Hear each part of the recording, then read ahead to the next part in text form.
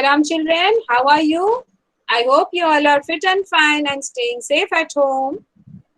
Saira ma'am. Yes. Ready for English class today? So, let us start the class fast with 3 Omkarams. And I am really having network issues. So, if you cannot hear me in the middle, please excuse me. Today, there is a lot of problem, network problem. So, let us start by chanting Omkaram 3 times. Om.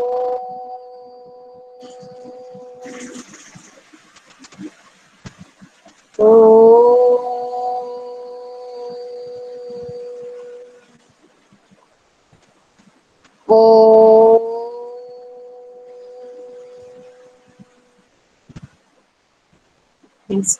Sai Ram children? Yes. Now we will start our class today. We will start something new. Okay, I hope you love to listen to stories, and we will start a new story today, that is Gulliver's Travels. Have you heard of the story? Have you heard the name before?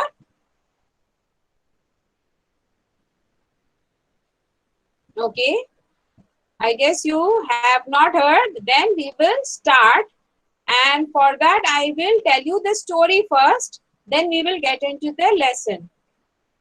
So for that I need to share the screen. So just give me a minute.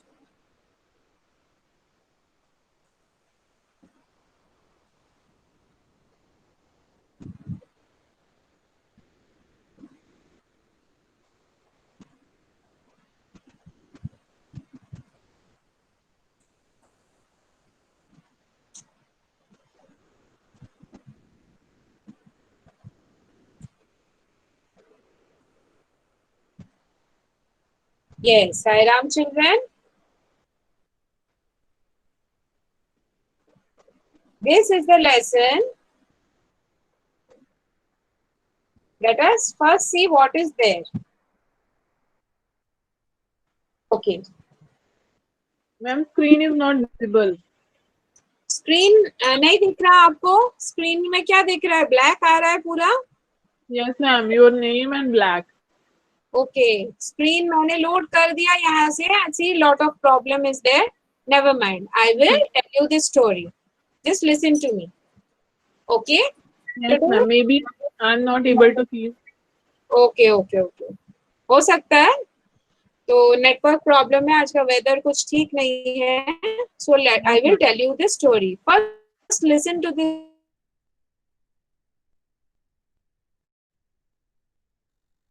one of the most interesting and charming stories of English literature, you can say. English में सबसे अच्छे stories में से एक है Gulliver's travels. ये है तो बच्चों के लिए, लेकिन इसको बड़े भी पढ़ के बड़ा आनंद ले सकते हैं. This is a very entertaining story. Okay, we read it when we were small. जब हम बच्चे थे छोटे, तो छोटे क्लासेस में हमने पढ़े थे, और आज तक मैं नहीं भूली, क्योंकि बहुत इंटरेस्टिंग है, बहुत अच्छी स्टोरी है, और इसके बहुत सारे इंटर मीनिंग्स भी है. ऊपर ऊपर आपको देखकर नहीं लगेगा जब आप छोटे रहोगे, लेकिन जब आप बड़े हो जाओगे आपको इसके इंटर मीनिंग्स भी पता चलेंगे. तब आप देखोगे कि इसमें कहानी में बहुत कुछ छुपा है, बहुत कुछ मीनिंग है इसके अंदर. तो गलिवर कौन है? Can you hear me? Just tell me, respond. Yes, I hope you can hear me. आपको मेरी आवाज सुनाई दे रही है ना? Yes ma'am, दे रही है, ब्रेक हो रही है बट दे रही है. Okay okay, just try to listen. I will go slow. Gulliver नाम के एक सेलर है. ओके, सेलर कौन होते हैं? सेलर वो होते हैं जो शिप में बैठ के, जहाज में बैठ के वो समुंदर की सैर करते हैं. ओके, इनको कहते हैं सेलर. तो सेलर था एक गलिवर. एक्चुअली वो बाय प्रोफेशन क्या था? एक सर्जन था, एक डॉक्टर था. लेकिन उसको नए नए जगह देखना, नई नई चीजें देखना, नए नए लोगों से मिलना बहुत पसंद था. इसलिए वो वॉयज पे निकल जाता था. वॉयज क्या होता है? वॉयज यानी सफर, जो समुंदर में सफर करता था, वो शिप में बैठ के उसको कहते थे वॉयज। वो वॉयज पे चला जाता था यहाँ वहां नए दिशा में, क्योंकि उनको समंदर में सफर करना पसंद था और जगह नई नई जगह पर जाना पसंद था। तो ऐसे ही वो जब बोर हो गए थे अपने लाइफ से, तो उन्होंने एक बार निकले एक वॉयज पे, और चलते चलते जाते जाते वो एक समंदर की तूफान में पड़े। There was a big storm in the sea, and what happened? The ship was broken. He suffered a shipwreck. उनका जहाज टूट गया और वो तैरते तैरते एक कहीं पे एक अननोन जगह पर आके उन्होंने बेहोश हो गए। और जब उनकी आंखें खुली तो उन्होंने क्या देखा, एक बहुत ही अद्भुत जगह पर वो पहुंच गए थे। वो जगह पर क्या थे, छोटे छोटे इंसान जैसे creatures, you can say creatures were there. वो छोटे से थे, छोटे खिलौने जैसे, लेकिन थे तो जिंदा इंसान ही, लेकिन बहुत मिनिएचर साइज के, छोटे छोटे, मानो किसी ने हम इंसानों को छोटा कर दिया अचानक से, तो ऐसे छोटे छोटे, मान लो 6 इंच के गुड़िया जैसे छोटे छोटे, ऐसे छोटे छोटे इंसानों की जगह पर वो पहुंच गए थे एक आइलैंड पे। और उनका जो आइलैंड था उसको कहते थे लिलीपुट, यानी ड्वार्फ्स के आइलैंड। वहां पर पहुंच के उन्होंने कुछ दिन वहां पे बिताए, और वो लोग समझने लगे थे कि उनके उनके लिए तो गलिवर एक बहुत बड़ा इंसान था, एक जायंट जैसा, एक मॉन्स्टर जैसा था, इतना बड़ा। तो उन्होंने क्या किया, उसको बांध के रखा और सोचा कि ये एक अजनबी है, ये एक स्ट्रेंजर है, ये हमारे कंट्री में नहीं रह सकता, इसलिए उनको बांध के पहले रखा था। फिर बाद में बहुत सारी चीजें होती हैं, फिर वहां से वो भाग निकलते हैं। अच्छा मैं बता दूं इस स्टोरी के, ये एक्चुअली एक नॉवेल है, गलिवर्स ट्रेवल्स। ओके, नॉवेल के 4 पार्ट्स है, 4 पार्ट्स। हमारे जो लेसन है इसमें हम सेकेंड पार्ट को पढ़ेंगे। ओके, तो ये पहला पार्ट मैंने आपको बोला, the voyage to the land of Lilliputs. Part 2 कौन सा है जो हमारे लेसन में है, इसके बाद शुरू होता है। वो अपने घर पहुंच जाते हैं, कुछ साल बाद वो फिर से एक वॉयज पे निकलते हैं, सफर पे निकलते हैं जहाज में कुछ लोग लेके। और फिर क्या होता है, उनको बहुत प्यास लगती है, जाते जाते चलते चलते बहुत प्यास लगती है उनका भी। वहां पे एक तूफान में रुक जाते हैं और उनको उनका पानी खत्म हो जाता है जहाज में। तो दूर एक लैंड उनको दिखाई देता है, तो उसी के ओर चलते हैं और वहां से वो पानी उठाने के सोचते हैं। तो वो जब गलिवर और उनके आदमी जब शिप से उतर के वहां पे गए, they went to the land to get some water. वो पॉट लेके गए, बॉटल लेके गए अपने साथ पानी लाने। लेकिन गलिवर जब वहां पे पहुंच रहा था तो उन्होंने क्या देखा, उनके जो आदमी थे वो वापस भाग रहे हैं किसी चीज से डर के, और अपने नाव में पहुंच के वो शिप पर चढ़ जाते हैं और शिप लेके चले जाते हैं उनको पीछे छोड़ के। कहाँ पे छोड़ के वो उनको कुछ पता नहीं था। फिर वो देखते हैं कि क्यों भागे ये लोग।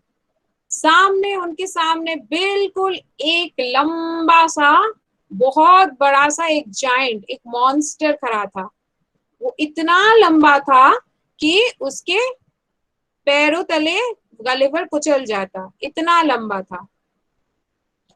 ओके, तो ये लैंड था, वॉयज टू द ब्रॉबडिंग नैंग। ब्रॉबडिंग नैंग उनके जगह का नाम था, उनके कंट्री का नाम था।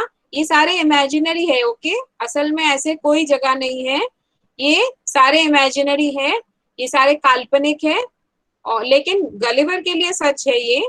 तो वो जाइंट्स के लैंड में पहुंच गए थे, यानी यू कैन से राक्षसों के जगह पर पहुंच गए थे, जो कितने बड़े बड़े लंबे लंबे चौड़े थे।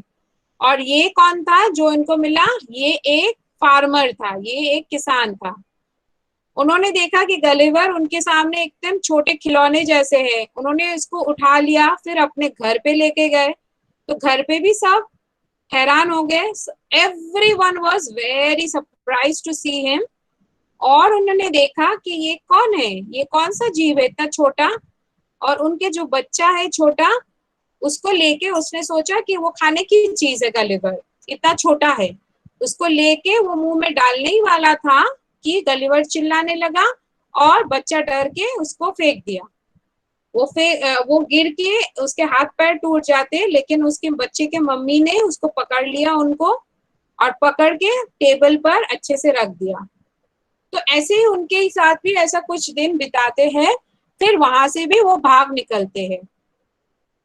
भाग निकलने के बाद ये पार्ट 2 खत्म हो गया अपने नॉवेल का। Okay, can you here my voice? आपको आवाज आ रही है ना? यस मैम, आ रही है, ब्रेक होके आ रही है मैम। अभी भी ब्रेक हो रही है? हाँ मैम, ब्रेक हो रही है। मतलब आप जो बोल रहे हो मैं समझ ओके नहीं समझ पा रही हूँ, पर बीच बीच में मुझे मिस हुआ है काफी चीजें। ओके ओके ओके, तो हम बाद में मैं रिपीट कर दूंगी, डोंट वरी। ओके, यस तो मैम। इतना तक ही तो इतना सेकंड पार्ट ही है हमारा लेसन। लेकिन मैं शॉर्ट में आपको और दोनों पार्ट्स भी समझा देती हूँ, क्योंकि हमें स्टोरी सुनना पसंद है। ओके, एंड पार्ट 3 ये इसके कुछ साल बाद की कहानी है। वो एक फिर से एक वॉयज पे निकलते हैं। इस बार वो जहाँ पे पहुंचते हैं चलते चलते, वो आइलैंड है, लेकिन वो बहुत ही मैजिकल आइलैंड है, उसमें मैजिक भरा है, it's full of magic, and it's called the island of Laputa. Okay, Laputa island पहुंचते हैं। ये सबसे अचरज की बात क्या है, ये आइलैंड कहीं पे धरती पे नहीं है, ये फ्लोट करता रहता है। ओके, अंतरिक्ष में। This is a floating island. Okay, very interesting.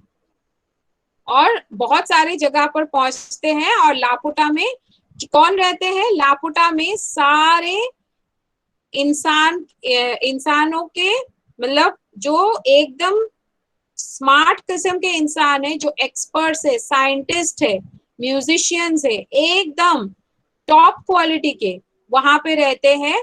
और लापुटा से वो क्या करते हैं, वहां से वो फ्लोटिंग आइलैंड से दूसरे जगह को कंट्रोल करते हैं।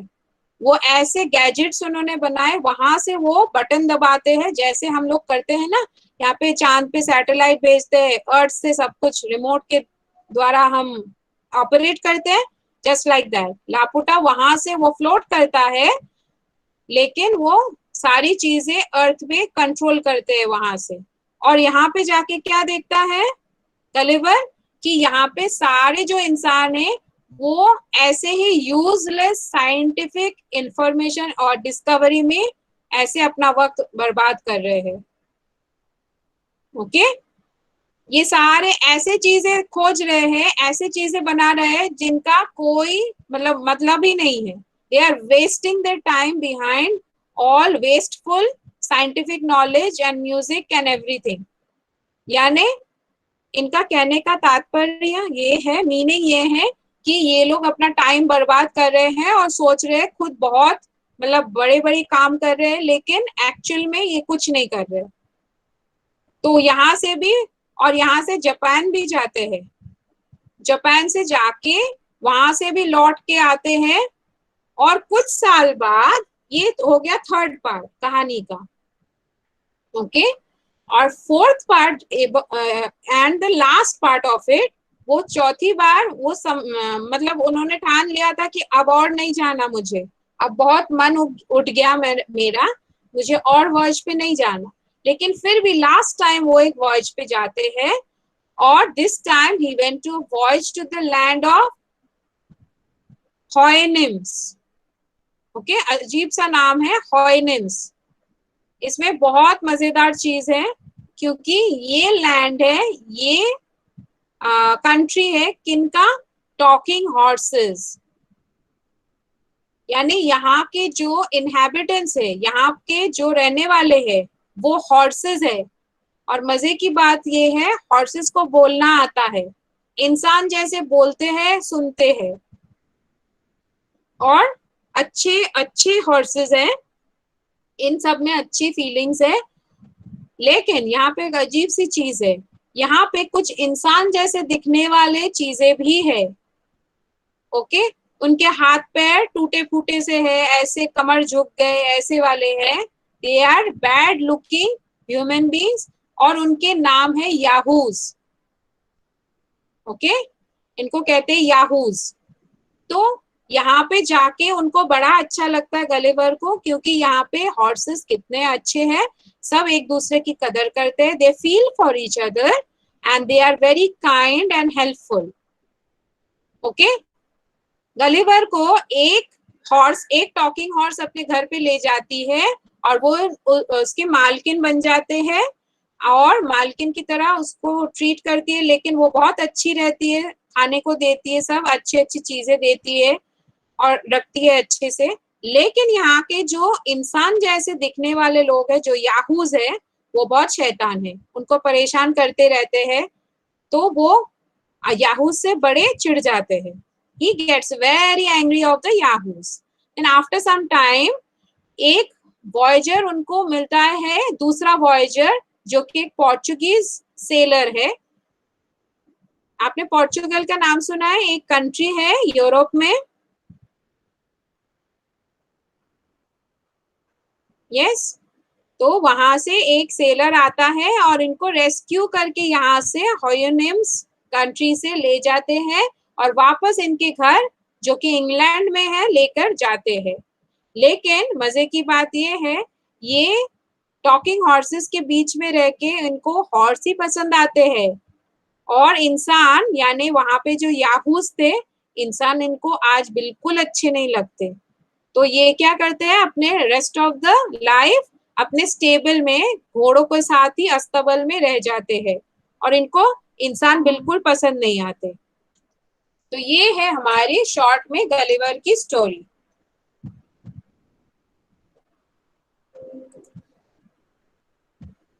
Okay, have you heard the story?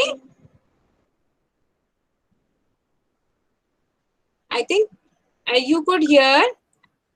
Ma'am, you are saying something, but it is not clear to me because it's breaking, no? I can't understand what you are asking. Okay, in short, I told you the story of Gulliver, और उनके जो 4 parts है story के मैंने बताए। Okay, have you heard it? थोड़ा सा भी आपको सुनाई दिया या समझ में आया? No, ma'am. Only question मैंने सुना have you heard it. उसके पहले वाला ब्रेक हो गया तो समझ नहीं आया। मैम एक बार स्लोली इसके फिर से पहले कुछ बोलिए। भी नहीं सुना आप? नो मैम, वो नहीं आपने समझ कुछ भी आया। नहीं सुना आपको? मैम अभी जो आप क्वेश्चन पूछ रहे थे ना, मैं उसकी बात कर रही हूँ। ओके ओके, नहीं नहीं नहीं, मैंने आई आस्क्ड कि आपने शुरू से मैंने जो स्टोरी बताई, थोड़ा सा भी आपको सुनाई दिया? Ma'am it's breaking so I am not able to understand. Okay, शुरू में कुछ in that, but yes, and we will be doing some. Okay, the network is not proper today, so tomorrow we will be starting. revise this lesson again. Yes, I think a lot of problem today.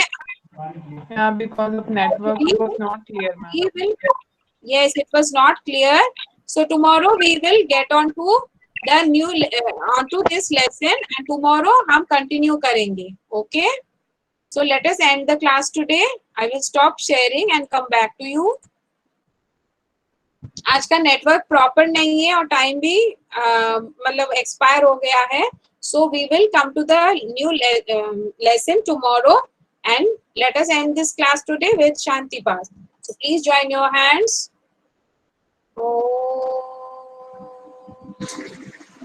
Shanti, Shanti, Shanti.